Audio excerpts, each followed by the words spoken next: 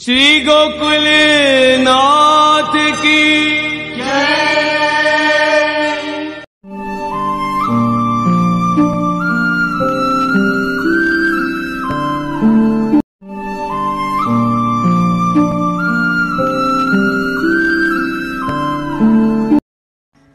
ये शरण मार्ग में 6 सोपान बताए हैं, या मैं आगे कैसे बढ़ दूं। जैसे आज जो दीक्षा के लिए जिनने नाम अपने लिखाए हैं, अब जब वो दीक्षा लेंगे, दीक्षा लेने के बाद वो प्रक्रिया के 6 प्रोसेस बताए हैं। ये बहुत से लोगों को ख्याल नहीं है और उनको लगे कि हमने कंठी ले ली એટલે વાત પતી ગઈ, પણ એ વાત પતી નથી જતી, ત્યાંથી વાત શરૂ થાય છે। और वहां को पहलो स्टेप है अनुकूलस्य संकल्पः। क्या है? बोलो और बोलो, दो तीन बार बोलो। अनुकूलस्य संकल्पः, अनुकूलस्य संकल्पः, ये पहलो स्टेप है। क्या? संकल्प करिए छे કે સર્વપ્રથમ આ શરણ માર્ગ માટે જે કાંઈ પણ અનુકૂળતાઓ છે એ અનુકૂળતાઓનો સંકલ્પ કરીએ, એટલે કે એનું સમાયોજન કરીએ। એવું સમાયોજન કરીએ કે જેનાથી શરણ માર્ગીય જીવન આપણું अनुकूल बने। ये ऐसो संकल्प करके आगे बढ़े। एक बात, जब हमने अनुकूलताएं बना ली तो दूसरा स्टेप आयो प्रतिकूल विवर्जनम। क्या? प्रतिकूल विवर्जनम। क्या? प्रतिकूल विवर्जनम। मैं भी जान रहा हूं कि सब लोग थके आ रहे हैं, सबन को उबासी आ रही है। क्या आपकी गुजराती में उबासी को क्या कहें? बगासा। बगासा આવી રહ્યા છે બધાને, મને ખ્યાલ છે। હું આ તો તમે તો અહીંયા 2 દિવસ અગાઉ આવ્યા, મારે તો સતત છેલ્લા 8 દિવસ 9 દિવસથી મારે સતત ચાલે છે। એક દિવસ તો હિંમતનગર થી લઈને છેક મોડાસા સાંજે 6 ગામડાઓમાં મળતા મળતા અમે લોકો ત્યાં પહોંચ્યા। એટલે તમારા કરતા મને વધારે થાક લાગવું જોઈએ। અને એમાં પછી આવ્યો એટલે સતત પહેલાથી જાઓ મહારાજ, તમે પધરામણી કરો, અહીંયા આવ્યા છો, તમને બીજો કોઈ આરામ નહીં। પહેલા તમે પધરામણી કરો, એ વાત પતે, પધરામણી થયું એટલે ભોજન કરીને પછી જાઓ વચનામૃત કરવા બેસી જાઓ। એટલે ત્યાં પહેલા વચનામૃત કરો, એ પતે એટલે પછી બીજા દિવસનું કાર્યક્રમ તૈયાર જ છે। એટલું સારું છે કે અહીંયા ગામડામાં એક લાઈનમાં 4-4 5-5 પધરામણી સહેજે થઈ જાય એટલે 1.5 કલાકમાં બહુ સુખ અમને લાગે કે અચ્છા આટલું પતી ગયું।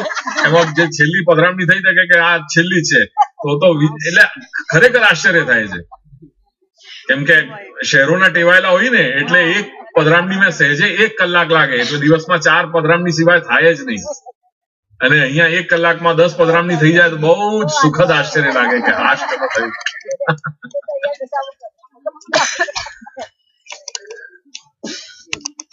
તેથી બીજો સ્ટેપ ઉપર આવ્યા એ છે प्रतिकूल विवर्जनम। पहलो स्टेप अनुकूलस्य संकल्पः, बीजू स्टेप प्रतिकूल विवर्जनम। જ્યારે अनुकूलताનું विचार કરી દીધું, अनुकूलता को सब विचार जब कर लियो, फिर विचार ये करेंगे कि अब प्रतिकूलताएं जो है उनको कैसे दूर करें, अनुकूलताएं कैसे समेटें और प्रतिकूलताएं दूर कैसे करें। ये दूसरा स्टेप है। करके पहला सोपान अनुकूलस्य संकल्पः और बाद में प्रतिकूल विवर्जन, ये दूसरा स्टेप आ गया। जब ये दूसरा स्टेप अपन ने विचार कर लियो तो हम तीसरे पगथिया के लिए, तीसरे स्टेप के लिए तैयार हो गए। और वो तीसरा स्टेप है करिष्यति इति विश्वासः। करिष्यति इति विश्वासः। करशे, कौन करशे? मारा मालिक, मारा स्वामी, मारा प्रभु, मारू लोक परलोक दरेक वस्तु सिद्ध करशे एवो अटल विश्वास, एवो दृढ़ विश्वास। करिष्यति इति विश्वासः, आ त्रीजू पगथियु। करिष्यति इति विश्वासः। जब ये दृढ़ विश्वास हमने कर लियो, देखो एक के बाद दूसरा, दूसरे के बाद क्रमशः सोपान कैसे आगे बढ़ रहे हैं, वो दृढ़ता कैसे बढ़ रही है, दृढ़ता कैसे आ रही है, अनन्यता कैसे आ रही है, वो अपन अपने स्वयं के अनुभव में ये अपन समझ सकें। ये स्वयं की अपनी अनुभूति है।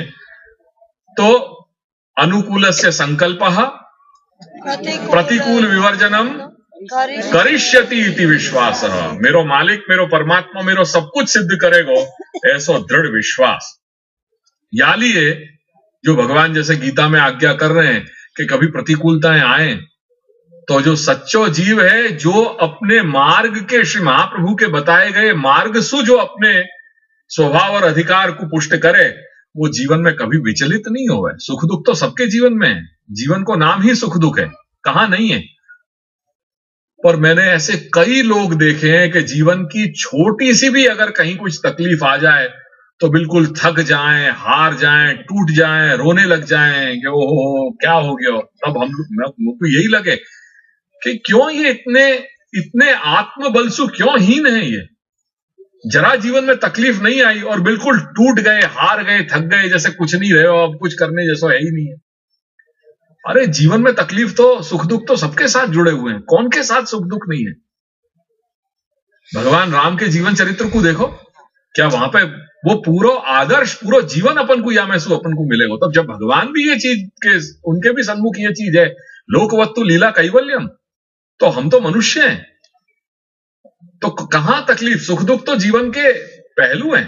बाकी बिना तो, अगर जीवन में सुखी सुख है और अगर अपन दुखी दुख है, तो जीवन की क्या अपन सार्थकता जान पाएंगे, जीवन को ही नहीं समझ पाएंगे। यानी आवश्यक है ये चीजें। सो अनुकूलस्य संकल्पः प्रतिकूल विवर्जनम, पर वहां में एक बात जरूर है, करिष्यति इति विश्वास। अगर विश्वास है तो सब कुछ सरल बन जाए। सुख दुख है मोमेंटरी, वो हर एक के जीवन में आवे, पर अगर ये दृढ़ता है कि मेरा सब कुछ, अगर कुछ भयो है तो भगवत इच्छा है, पर या ये दिन में भी हर रात की एक सुबह तो हो ही है। तो सुबह हुए वो एक मंगल दिशा लेकर के आवे कि नहीं आज अपन कुछ न कुछ नया करेंगे और अच्छी कहीं ना कहीं दिशाएं खुलेंगी। तो वो अपना एक सत्संकल्प है, एक पॉजिटिविटी है, एक सकारात्मकता है अपने अंदर। सो तीसरा है करिष्यति इति विश्वास। ये जो पावर है जीवन में सारी कठिनाई इनको झेलने को, वो ये तीसरे सोपान से अपन को आ रहे हो कि करिष्यति इति विश्वास। बहुत बड़ा संबल है। जहां जन्म मृत्यु के गंभीरतम सत्य आकर के खड़े हो जाएं जीवन में, तब डॉक्टर भी कहीं कहे कि भाई आगे भगवान की जो इच्छा होगी, भगवान की मर्जी से होगी, हमने अपना सारा प्रयास कर दियो, आगे भगवत इच्छा। तो जिनकी डोरी अपन हाथ में सौंप रहे हैं, वो भी कहीं ना कहीं आगे जाकर के अपनी लिमिटेशन बता करके यही कह रहे हैं कि आगे श्री प्रभु कृपा करेंगे। और वो करिष्यति इति विश्वासः, अगर वो भक्त को मनोभाव है, बड़ा दृढ़ मनोभाव है, और वो ऐसा मनोभाव है कि जासू ये जीवन के सारे जो द्वंद्व हैं, सुख दुख, लाभ हानि, जय पराजय, इनमें सु मनुष्य पंडिता समदर्शिनः, भगवान आज्ञा कर रहे हैं गीता में, वो सहजता सु निकल जाए। तो ये पावर अपन को दिया गया है, वो पावर समझने की देर है सिर्फ। सो करिष्यति इति विश्वासः। चौथो, जब हमने ये 3 सोपान क्लियर कर लिए, तब चौथो सोपान आ गए हो, और वो है भर्तृत्वे वर्णम सदा। भर्ता यानी स्वामी, भरण करने वालों, पोषण करने वालों, वो भर्ता। तो मेरे स्वामी और सेवक को जो संबंध है, वो संबंध की यहां बात बताई जा रही है कि वह परमात्मा को मैंने भर्ता के रूप में, मेरे स्वामी के रूप में मैंने उनको वर्ण कियो, मैंने उनको स्वीकार कियो। क्या कियो? उनको स्वीकार कियो। क्या रूप में मैंने उनको स्वीकार कियो? सदा भर्तृत्वे वर्णम, भर्ता के रूप में, स्वामी के रूप में, मालिक के रूप में मैंने उनको स्वीकार कियो। जैसे वर वधु को वर्ण करे और वधु वर को वर्ण करे, दोनों एक दूसरे को, वर वधु एक दूसरे को स्वीकार करें हैं एक गृहस्थ रूपी संस्कार को निर्वाह करने के हेतु सु, ऐसे ही यहां स्वामी सेवक को संबंध है, जहां वह सेवक ने स्वामी के रूप में श्री प्रभु श्री कृष्ण को स्वीकार किया। क्यों? क्योंकि ये भाव पहले ही तीसरे स्टेप पे क्या चीज होती, थर्ड स्टेप, तीसरा स्टेप क्या है, तीसरा सोपान क्या है, करिष्यति इति विश्वास। जब ये विश्वास हो गए हो कि वो मेरा सब कुछ सिद्ध करेंगे, तो फिर चौथे सोपान में उनको स्वामी को स्वीकार करना वो सहज रूप से आ ही रहे हैं। वहां में सोचने की कोई बात ही नहीं है। जब हमने ये दृढ़ निश्चय कर लियो, ये विश्वास हो गयो कि मेरो लोक परलोक सब कुछ मेरे स्वामी, वो परमात्मा मेरो देखेगो, मेरो संभालेगो, वो मेरे योगक्षेम की चिंता वाकू है, क्योंकि भगवान ने वो प्रण ले रखे है कि न मैं भक्त प्रणश्यति, मैं अपने भक्त को नाश नहीं होने दूं, करके योगक्षेमम वहाम्यहम, मैं वाके योग और क्षेम को, कल्याण को मैं वाको वहन करूंगा। ये प्रभु ने प्रतिज्ञा ले रखी है। गोपाये स्वात्म योगे न सोयम में व्रत आहित।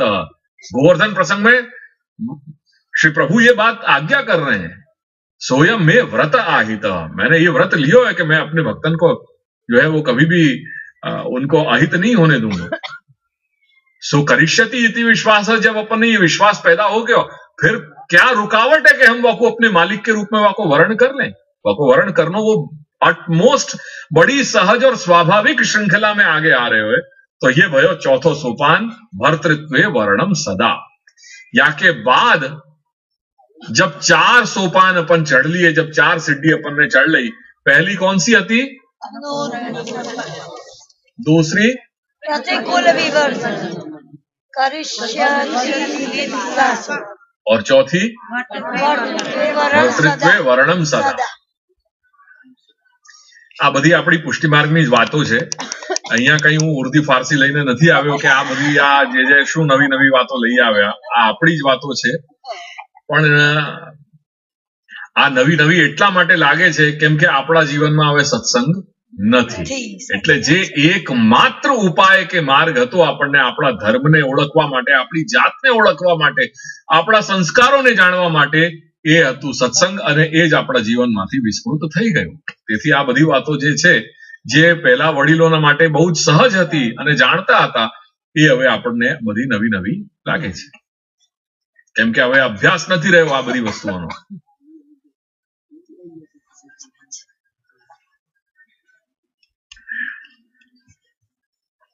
घाबट को मंदिर तो मेरे ख्याल से पुरानो मंदिर है ना? नहीं, नयो है।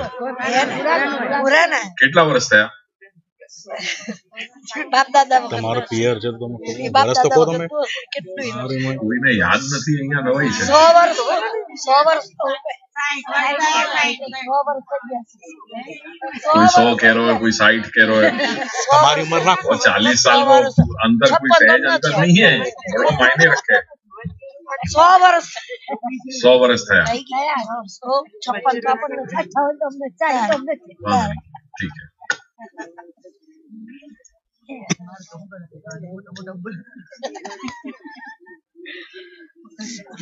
हाँ, એટલે જે ભૂલવાની વાતો નથી તે તો નથી ભૂલતા, અને જે ભૂલી જવી જોઈએ એ બધી યાદ રાખે છે, એવું છે।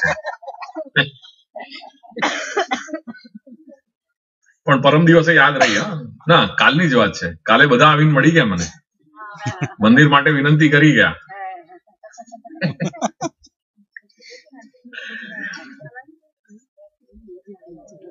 તો 4 સોપાન થયા આપણા। अनुकूलस्य संकल्पः, प्रतिकूल विवर्जनम, करिष्यति इति विश्वासः, भर्तृत्वे वर्णम सदा। જ્યારે 4 સોપાન થઈ ગયા, ચોથે આપણે પગથિયે આવી ગયા, એટલે પાંચમું સામે દેખાય છે, અને તે છે આત્મનૈવેદ્ય। આત્મનૈવેદ્ય એટલે આત્મનિવેદન।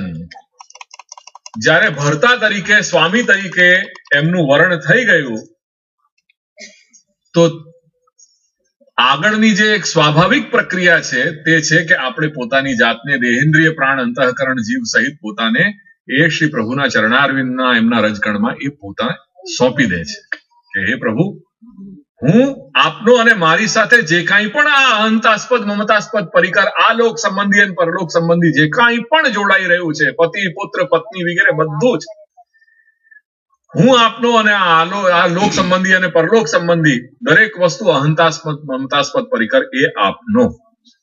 કૃષ્ણ તવ અસ્મિ, હે प्रभु, हे कृष्ण, હું તારો છું। ये आत्मनिवेदन बड़ी सहज प्रक्रिया घटित हो गई। 5वें, जब अपन ने स्वामी के रूप में, भर्ता के रूप में उनको वर्ण कर लियो, तो वर वधु को वर्ण जब हो जाए, तब बाद में गृहस्थ एक दूसरे को वो समर्पित कर दें, सौंप दें अपने आप को। ऐसे ही यहाँ पे भी वो सहज है कि स्वामी सेवक को संबंध घटित भयो, और सेवक ने अपने आप को वहां उनके चरणारविंद में अर्पण कर दियो, निवेदन कर दियो अपने आप को। तो वो आत्मा को निवेदन वहां हो गयो। सो 5वां जो सोपान है वो आत्मनिवेद्य है। और जब अंतिम में ये जब प्रक्रिया घटित हो गई, जब माने अपनो सर्वस्व सौंप दियो श्री प्रभु के चरणारविंद में, तब जो अंतिम सोपान है वो है कार्पण्य। कार्पण्य मतलब दीनता। कार्पण्य मतलब क्या है? दीनता। क्योंकि वो पुष्टि मार्ग को रहस्य है, वो पुष्टि मार्ग को मर्म है। यहां अहंकार तो चले ही नहीं है, यहां मात्र दीनता है। प्रारंभ में भी दीनता है, मध्य में भी दीनता है और अंत में भी दीनता है। क्योंकि श्री प्रभु कोई भी अहंकारी जीव को कुछ भी ग्रहण नहीं करें। श्री प्रभु कभी भी अहंकारी वस्तु को कोई भी ग्रहण नहीं करें। या लिए भूल चूक भी करके भी, भूले चूके भी, जो ये मंदिरन में सब अपन ने तख्तियां लगा रखी है ना कि फलाने फलाने ने कि जय जय श्री गोकलेश, फलाना फलाना ने जय जय श्री गोकलेश, फलाना फलाना व्यक्ति है भवन आप्यू, फलाना फलाना व्यक्ति है पंखो आप्यो, फलाना फलाना व्यक्ति है कूलर आप्यू। મહેરબાની કરીને આ પદ્ધતિ ના રાખો અને એવો અહંકારનો પોષણ પણ થવો ન જોઈએ। कई कई जगह तो ये परिस्थिति रह गई है कि सिर्फ ठाकुर जी को श्रीअंग बाकी रह गए हो, अगर वहां अपनो बस चलतो तो वहां भी जो है वो करवा देते कि ये हमारो है। ऐसी अपन ने कोई कसर बाकी नहीं छोड़ी। जहां चीज को श्री महाप्रभु आज्ञा कर रहे हैं कि अंतिम सोपान दीनता है, और जाके लिए श्री महाप्रभु अपन को आज्ञा कर रहे हैं कि जीवई ही नमनमेव कर्तव्यम नाधिकम शक्यम इति सिद्धांत। अपने मार्ग को सिद्धांत क्या है? तो कह रहे हैं कि जीव श्री प्रभु के विषय में क्या कर सके, जीव के पास है क्या कि वो प्रभु को अर्पण कर सके? केवल अपनी दीनता वो अभिव्यक्त कर सके उनके चरणारविंद के रजकण में, केवल अपनी दीनता कर सके, नमन कर सके। वो नमन कह दो या दीनता कह दो या प्रविभाव कह दो, सब शरणागति कह दो, प्रपत्ति कह दो, सब एक ही शब्द हैं, अलग अलग नाम है। सो यालिए श्री महाप्रभु आज्ञा कर रहे हैं निबंध में कि जीवई ही नमनमेव कर्तव्यम नाधिकम शक्यम इति सिद्धांत। ये सिद्धांत है मेरे मार्ग को कि जीव केवल प्रभु के विषय में नमन ही कर सके। नमन के अतिरिक्त वाके पास कोई सामर्थ्य नहीं है कि वो प्रभु को अर्पण कर सके। वो करेगो क्या अर्पण? क्यों? किमासनंते गरुड़ासनाय, किम भूषणम कौस्तुभ भूषणाय, लक्ष्मी कलत्राय किमस्ति देयम, वागीश किंते वचनीयमस्ति। किम आसनम ते गरुड़ासनाय। प्रभु कैसे हैं कि जिनको आसन स्वाभाविक भगवान गरुड़ है। हमारे प्रभु भगवान गरुड़ के आसन पे विराज रहे हैं। तो ऐसे वो गरुड़ जी कौन है? गरुड़ का स्वरूप क्या है? तो साक्षात वेद का स्वरूप है। छंदोमयाद हिरण्मयाद गरुड़ाद अति न्यूनमेव। तो जो साक्षात वेद को स्वरूप है, वो वेद को स्वरूप भगवान गरुड़ को बताया है। यालिए श्री प्रभु को आसन कौन सा है? उनको स्वाभाविक आसन भगवान गरुड़ जी के ऊपर विराज रहे हैं। तो हम कहां से लाएंगे ऐसो आसन?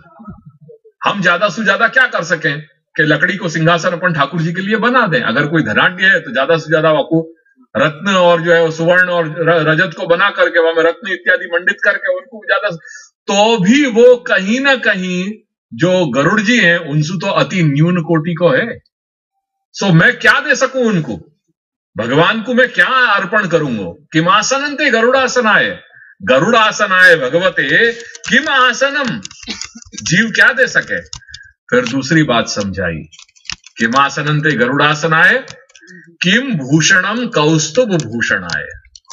मणि में आभूषण में सर्वश्रेष्ठ जो कौस्तुभ मणि है, वह कौस्तुभ मणि को श्री प्रभु अपने वक्षस्थल पे अलंकृत कर रहे हैं। वह कौस्तुभ को धारण करने के कारण वो कौस्तुभ की शोभा बढ़ गई, क्योंकि श्री प्रभु ने वह को अपने वक्षस्थल पे अलंकृत किया, वह को धारण किया। तो जो कौस्तुभ मणि को धारण कर रहे हैं, ऐसे श्री प्रभु को मैं क्या आभूषण से अलंकृत कर सकूं? मेरे पास है क्या? या लिए भी कोई प्रकार की कोई योग्यता नहीं है जीव की कि वो श्री प्रभु के लिए कुछ कर सके। तीसरी बात कही, लक्ष्मी कलत्राय किमस्ति देयम। लक्ष्मी जी जिनकी, महालक्ष्मी जी जिनकी दासी हैं, सेविका हैं, जो श्री लक्ष्मी के नाथ हैं, उनको मैं क्या अर्पण कर सकूं ऐसे श्री प्रभु को? भगवान महाप्रभु आज्ञा कर रहे हैं कि लक्ष्मी सहस्र लीला भी सेव्यमान है वो। हमारे प्रभु कैसे हैं?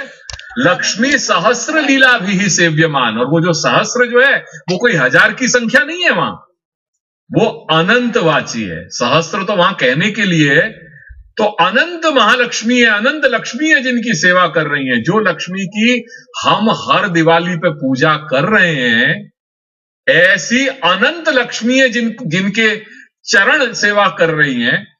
ऐसे नाथ लक्ष्मीपति भगवान कृष्ण को मैं क्या दे सकूं, क्या अर्पण कर सकूं, करके तो भी कोई योग्यता नहीं है। या लिए अब चौथी और अंतिम बात समझा रहे हैं श्री महाप्रभु के वागीश किंते वचनीय मस्ती। जो वागीश है, वाणी के ईश हैं, वाणी के पति हैं, वाक्पति हैं, ऐसे श्री प्रभु को मैं क्या वचन रूपी प्रार्थना उनको अर्पण कर दूं। वो शब्द लाऊं कहां से के जासू उनकी स्तुति हो सके, क्योंकि वो तो साक्षात वाणी के पति हैं। उनने जब शंख लगा दियो तब वो वाणी प्रस्फुटित हो गई। जैसे अपने यहां प्रसंग मिल रहा है कि नहीं, गोपाल दास जी को चर्वित तांबूल दियो तब गोपाल दास जी की वाणी प्रस्फुटित भई। और बंधु श्री विठ्ठल वर नवघन श्याम तमाल, ये उनकी वाणी प्रस्फुटित भई। जो मूलतः अपन माने और जो है कि वो श्री गोसाई बाबा की मूल वाणी है, उन्हीं के वचन है जो गोपाल दास जी के माध्यम से प्रकट भये। तो वागीश किंते वचनीय मस्ती, मैं उनको क्या, मैं वाणी, मैं क्या प्रार्थना कर सकूं, मेरे पास कोई शब्द भी नहीं है, क्योंकि आप तो साक्षात वागीश हैं। या लिए कोई प्रकार की योग्यता नहीं है। किमासनंते गरुड़ासनाय, किम भूषणम कौस्तुभ भूषणाय, लक्ष्मी कलत्राय किमस्ति देयम, वागीश किंते वचनीय मस्ती। या लिए श्री महाप्रभु अपन को समझा रहे हैं कि अपन मात्र नमन ही कर सके ऐसे श्री प्रभु को। नमन के अलावा अपने पास कोई सामर्थ्य नहीं है कि अपन प्रभु के विषय कर सकें। क्यों? क्योंकि दीनता ही सबसे बड़ो अपने पास साधन है। ये सब नहीं है ना, पर दीनता अपने पास है। दैन्यम तत्तोष साधनम, एक दीनता ही ऐसा एक साधन है। कौन के लिए? तत्तोष। तत्सु तात्पर्य कौन है? भगवत, भगवान को प्रसन्न, तोष संतुष्ट करने को, श्री प्रभु को संतुष्ट करने को अपने पास यदि एकमात्र साधन है तो वो है हमारी दीनता, हमारो नमन, हमारी प्रार्थना। या के अलावा अपने पास कुछ नहीं है। और ये बात प्रसंग सबसे ज्यादा अगर कहीं उजागर हो रही है तो गजेंद्र मोक्ष के उपाख्यान में ये चीज अपन को स्पष्ट ख्याल में आ रही है कि कोई वाणी नहीं आती है। जानवरी तो है ना, पशु है, तो वो प्रार्थना कुश जब वहां के ग्राह में जब हतो, तो जो आर्तनाद है, सच्ची प्रार्थना है, वह को श्री प्रभु ने स्वीकारी सुन करके और वह को मोक्ष करने के लिए श्री प्रभु पधारे। तो वो गजेंद्र उपाख्यान में ये चीज स्पष्ट हो रही है। या लिए वहां शास्त्र कह रहे हो कि दैन्यम तत्तोष साधनम, दीनता वो प्रभु को संतुष्ट करने को, प्रसन्न करने को एकमात्र साधन है। सो ये 6 सोपान शरणागति के बताए हैं। अनुकूल से संकल्प, प्रतिकूल विवर्जनम, करिष्यति विश्वासः, भर्तृत्वे वर्णम सदा, आत्मनैवेद्य और कार्पण्य। कार्पण्य मतलब दीनता। यहां एक प्रसंग पूरा हो जा रहे हो। अब अगर कहीं है अनुकूलता सुनने की तो 5-10 मिनट और सुनाओ, और अगर आनंद हो गया हो तो फिर अपन आश्रय करें।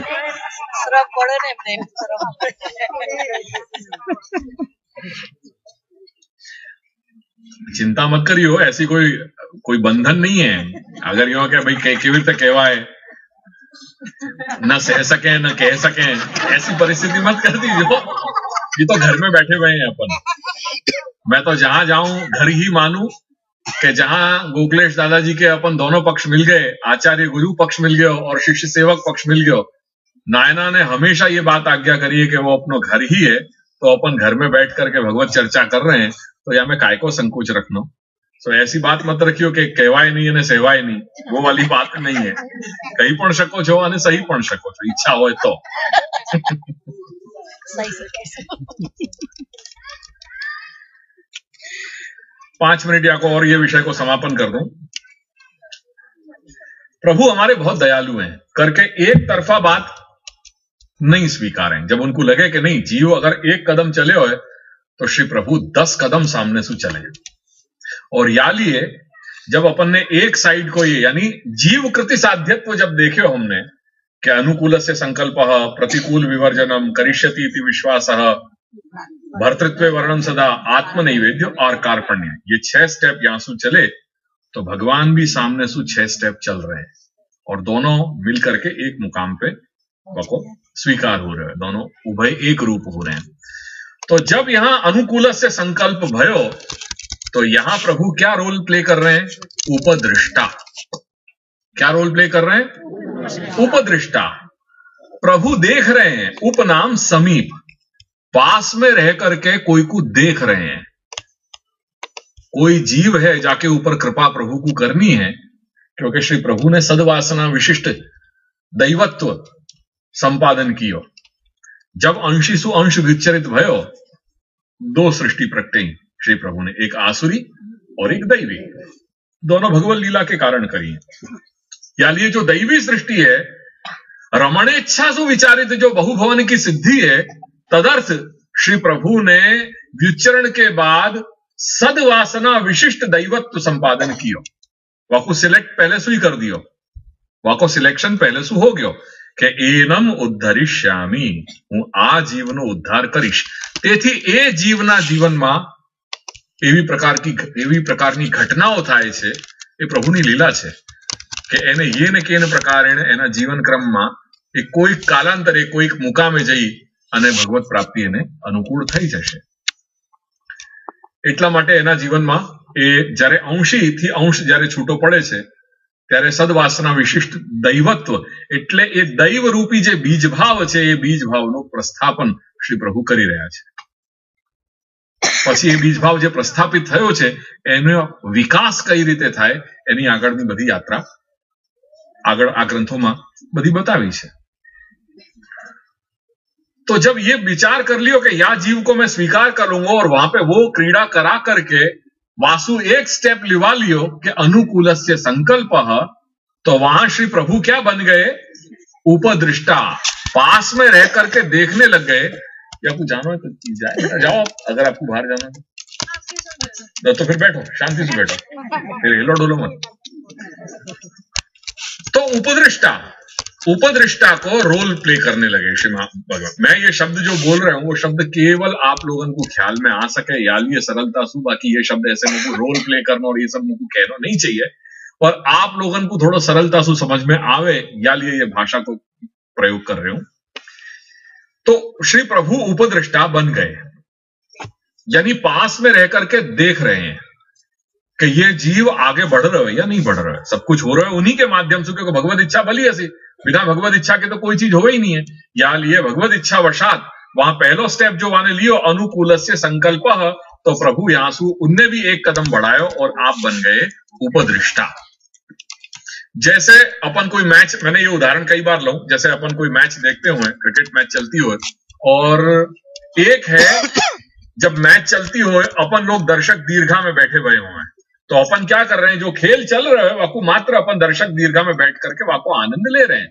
तो अब तक जो खेल होने वाला है आगे, वहां में प्रभु क्या कर रहे हैं? उपदृष्टा।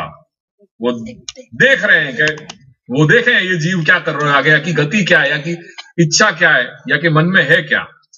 तो उपदृष्टा प्रभु बने। जब वहां वाने दूसरा स्टेप लियो, दूसरा स्टेप क्या है? तो प्रतिकूल विवर्जनम। तो प्रतिकूल विवर्जनम जब दूसरो कदम उठा लियो, तो यहां पे प्रभु को भी ये विचार भयो कि हाँ अब कुछ सीरियस लग रहे हो ये।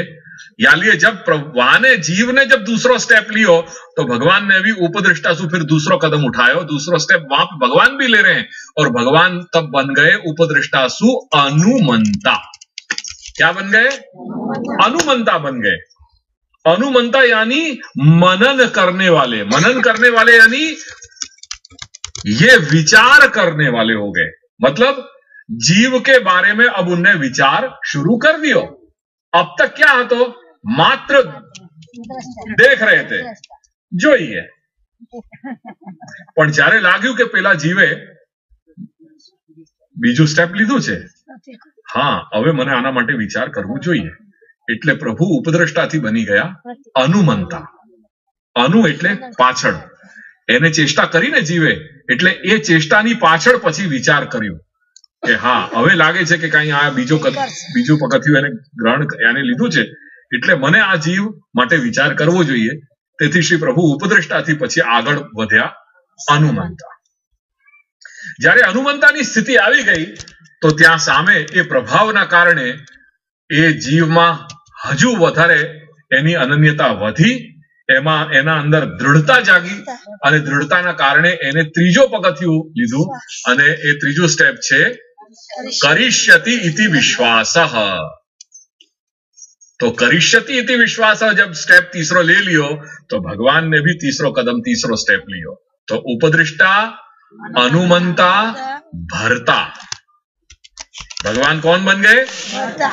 भरता बन गए. वाके लिए वाके स्वामी बन गए, क्योंकि जब वाने ये निर्धार कर लियो कि मेरो परमात्मा मेरो सब कुछ सिद्ध करेंगे, लोक परलोक मेरो सब कुछ सिद्ध करेंगे, वो सब कुछ मेरो संभालेंगे. जब ये इति विश्वास वाके अंदर दृढ़ता आ गई ना, वाके अंदर विश्वास पैदा हो गया. भगवान ने रोल प्ले अपनो, भगवान क्या बन गए? भगवान भरता बन गए, वाके स्वामी बन गए. अब जब स्वामी भरता बन गए तो चौथो स्टेप वाने वो क्या लियो? सीधी कनेक्टिविटी है. जब यहां भरता बन गए तो वहां माने भरता के रूप में वर्ण कर लियो, वो चौथो स्टेप हो गया. भरता, उपदृष्टा, अनुमंता, भरता. तो वहां वाने स्टेप क्या लियो? चौथो स्टेप भर्तृत्व. नहीं, चौथो स्टेप भर्तृत्व वर्णम सदा. जब यहां भरता बन गए तो ऑब्वियसली है कि वो बिल्कुल सहज स्वाभाविक बात है कि उनने भरता के रूप में वाने वर्ण कर दियो. परमात्मा जो है वो भगवान भरता बन गए, यानी स्वामी बन गए, मालिक बन गए, और मालिक के रूप में, स्वामी के रूप में वाने जीव ने वर्ण कर लियो उनको. जब वहां वर्ण कर लियो, जब पांचवो स्टेप माने चौथो स्टेप ले लियो, तो यहां भगवान ने भी फिर आगे चौथो स्टेप लियो. तो उपदृष्टा, अनुमंता, भरता, और चौथो स्टेप है कर्ण. क्या लिखो है?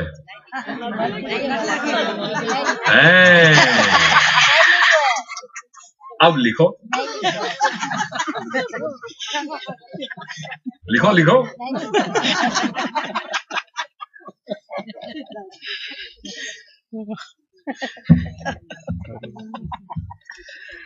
यहां तुम्हारे कान पकड़े जाएंगे. चौथो स्टेप हो गयो भोक्ता. क्या बन्यो? चौथो स्टेप हो गयो भोक्ता. तो उपदृष्टा, अनुकूलस्य संकल्प, ये जीव की साइड है, ये भगवान की साइड है. तो अनुकूलस्य संकल्प उपदृष्टा, प्रतिकूल विवर्जनम अनुमंता. ये बात देखो क्या पंडित हो गए सब.